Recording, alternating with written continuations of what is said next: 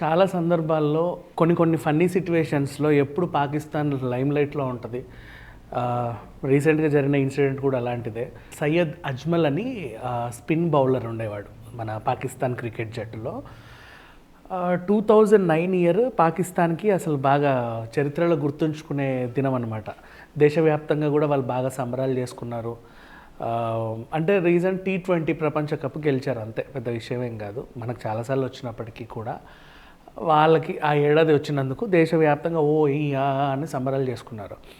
సరే, సంబరాలు అయితే చేసుకున్నారు, బాగానే ఉంది. మరి అందరూ పిలిచి ఇప్పుడు ఆ టీంని అందరూ సత్కరించుకుంటూ ఉంటారు కదా, అట్లా ప్రధానమంత్రి వాళ్ళందరికీ ఇంటికి పిలిచి ఒక విందు ఏర్పాటు చేశాడనమాట. అప్పుడు పాక్ ప్రధాని యూసుఫ్ రజా గిలానీ పిలిచాడు. అందరు కూడా ఆనందం తట్టుకోలేక వెళ్ళారు. 2009లో అంటే 25 lakhs అమౌంట్ చాలా గొప్ప. ఇప్పుడు 1.5-2 కోట్లతో సమానం, ఇంకా చెప్పాలి అంటే ఇంకెక్కువే కూడా ఉండొచ్చు. అందరినీ పిలిచారు కదా అని చెప్పి ప్రతి ఒక్కరికి 25 lakhs చెక్ని అందజేశాడు బహుమతి రూపంలో. సరే, ఏదో మంచి బహుమతి వచ్చింది కదా అని చెప్పేసి అందరూ అక్కడ నుంచి చేతులు కడుక్కొని వెళ్ళిపోయారు. ఒక మంచి ఫైన్ మార్నింగ్ బ్యాంక్కి వెళ్ళి ఆ చెక్ని విత్డ్రా చేసుకుందాం అనుకుంటేనేమో అది బౌన్స్ అయ్యింది.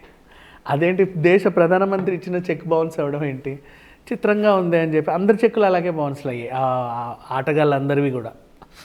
ఇదేంటి మరి, అప్పటికి అడుగుదామంటే ఆయన కాలం అయిపోయి నెక్స్ట్ ఇంకొకరు వచ్చేసారు. పీసీబీని అడిగారు, క్రికెట్ బోర్డు, పాకిస్తాన్ క్రికెట్ బోర్డుని అడిగితే, అబ్బే ఇప్పుడు మా తరఫున ఇచ్చేవైతే మేము ఇస్తామండి, గవర్నమెంట్ అది ఆయన పర్సనల్గా ఇచ్చాడు కదా, అది ప్రభుత్వ తరఫునో లేకపోతే ఇంకే తరఫున మాకు తెలియదు, మరి అది వాళ్ళని అడగాలి, మనకు సంబంధం లేదా అన్నారు. ఎవరిని అడగాలో అర్థం కాక రెండోసారి అడగలేక ఇక పోనీలే అని చెప్పి వదిలేసుకున్నారు. అదొక ఫన్నీ ఇన్సిడెంట్ అనమాట.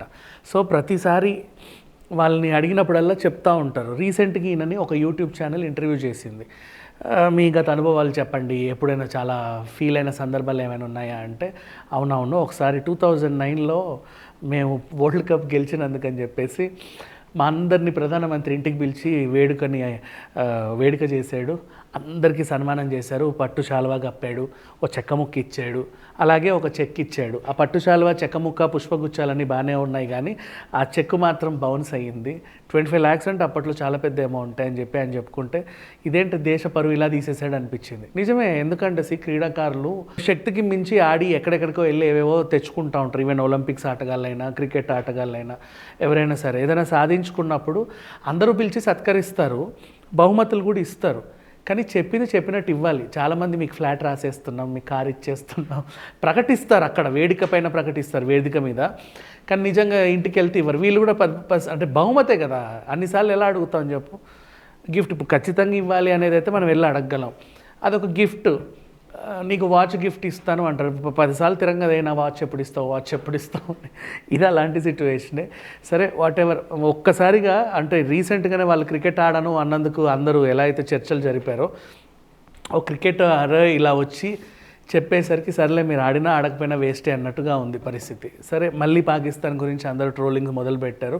ఏదేమైనప్పటికీ చెక్ బౌన్స్ అనేది ఎవరికైనా కొంచెం ఇబ్బంది వేస్తుంది. ఎందుకంటే ఇచ్చినట్టే ఇచ్చి పేపర్ మీద రాసేస్తారు ఎంత పడితే అంత, అన్ని వేలు, ఇన్ని లక్షలు దాందే ఉంది రాయడానికి, అట్లా చూపించుకుంటారు. బట్ తెర వెనుక జరిగేది ఏంటంటే వాళ్ళకి రూపాయి కూడా ఇవ్వాలి. ఇది సంగతి. Thank you so much.